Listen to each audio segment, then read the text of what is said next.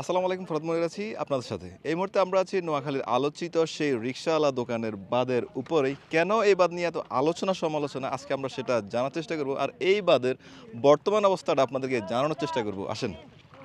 নোয়াখালী জেলার কবিরহাট উপজেলার ধানশালিক ইউনিয়নের চরমণ্ডলিয়াতে অবস্থিত আলোচিত সেই রিকশাওয়ালা দোকানের বাঁধটি। এই বাঁধটি যে খালের উপর দেওয়া হয়েছে, স্থানীয়রা সেটাকে আলগি খাল হিসাবে জানলেও গুগল ম্যাপ ও বিভিন্ন তথ্য মতে আমরা সেটাকে নোয়াখালী খাল হিসাবেই জানতে পারি। এই বাঁধ নিয়ে আলোচনার অন্যতম কারণ হচ্ছে কবিরহাট ও নোয়াখালী সদর উপজেলার বিভিন্ন জায়গায় জলাবদ্ধতা সৃষ্টি হয়েছে এবং সব পানি কিন্তু এই খাল দিয়ে বঙ্গোপসাগরের নামার কথা।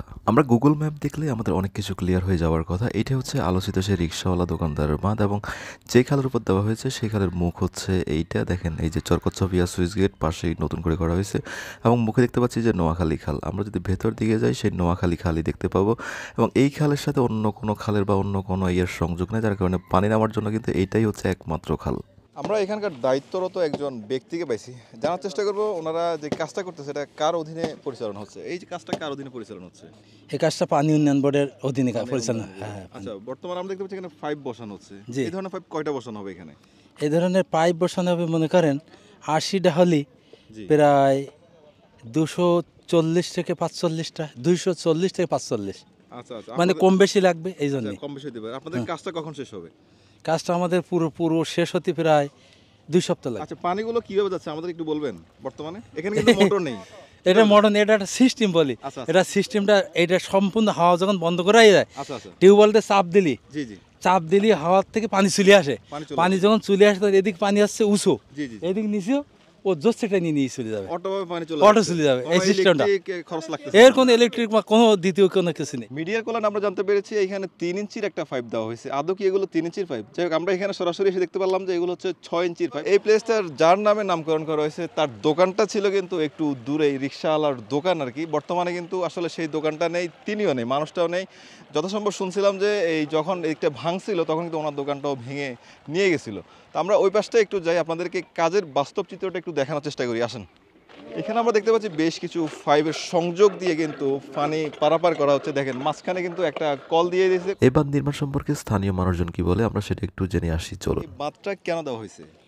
এই বাঁধটা এই খাল ভাঙার জন্য। এই খালটার নাম কি জানেন? নোয়াখালী, হ্যাঁ, আলগি খাল। আচ্ছা, এই খালটা এরকম জোড়ার মতো আছিল, চিকন ছিল। আচ্ছা আচ্ছা, যখন কিয়া জানি কা এই খালের কাটছে, জি, এই যে পানি ছাড়াই দিছে। আর মানুষের বাড়ি ঘর সব হাজার হাজার পরিবার। কোন পাশে? দুই পাশে, মানে এই বাঁধের দুই পাশেই। আচ্ছা আচ্ছা আচ্ছা, গেছে হেরা কই গেছে কই রইছে। মানুষজনকে ভাঙার হাত থেকে রক্ষার জন্য এই বাঁধটা করা হয়েছে। বাঁধটা করা হয়েছে। আচ্ছা, আমি আরেকজন কাছ থেকে জিজ্ঞেস করব, কখন করা হয়েছিল এই বাঁধটা? এটা 3 বছর হয়ে গেছে, 3 বছর বেশি গেছে। আচ্ছা, বর্তমানে যে এই বাঁধটা কাটার কথা বলছে, কাটলে কি হবে? এটা কাটলে তো হাজার হাজার পরিবেশ চলিও গেছে, আর কাটলে বেশি যেগুলো আছে এগুলো চলে যাবে, মানে স্থানীয় জমি টমি যা আছে ভাঙে চলে যাবে, মানে দুই পাশে আবার ভাঙা শুরু। এখন এই যে বর্তমানে যে একটা সমাধান দিছে, এটা আপনাদের কাছে কেমন মনে হয়েছে? এটা মানে সাময়িকের জন্য 2-4 দিন থাকতে পারবো। আচ্ছা আচ্ছা, আপনাদের কাছে মনে হয় স্থায়ী সমাধান কি হতে পারে? নোয়াখালী খালটা যদি খনন করে বা এখানে সুইচটা ক্লিয়ার করে যদি মনে করেন আমাদের বানটা ছাড়ি দেয়, তাহলে আমাদের কিছু নিরাপত্তা হবে। স্থানীয়রা মূলত এই চরকচ্ছপিয়া সুইচ গেটটা চালুর কথাই বলেছে, যেটা নোয়াখালী খালের মুখেই অবস্থিত। এটা কিন্তু এখনো পর্যন্ত বন্ধ। এটা চালু করে যদি পানিগুলো নিয়ন্ত্রণ করা হয় তখন সেই বাঁধটি কাটলেও তাদের কোনো সমস্যা নেই। রিকশাওয়ালা দোকানের এই বাঁধটা দেওয়ার আরও বেশ কিছু কারণ রয়েছে। পেছনে কিন্তু একটা ব্রিজ ছিল, বর্তমানে কিন্তু সেই ব্রিজটা নেই, ভেঙে কিন্তু চলে গেছে, যার কারণে মানুষজনের যাতায়াতের একটা ব্যবস্থা দরকার।